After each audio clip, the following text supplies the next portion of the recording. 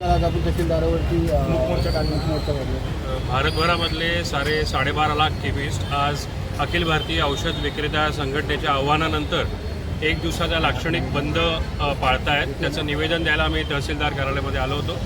आणि आपल्या सर्वांना माहितीच आहे की ऑनलाईन विक्री जी औषधांची भारतवर्षामध्ये होते ती इल्लीगल आहे. त्याला कुठला कायद्याचा अधिकार नाही. त्यामुळे आपल्याला सरकारला निवेदन आहे की ही अवैध बेकायदेशीर औषधांची ऑनलाईन विक्री थांबवावी.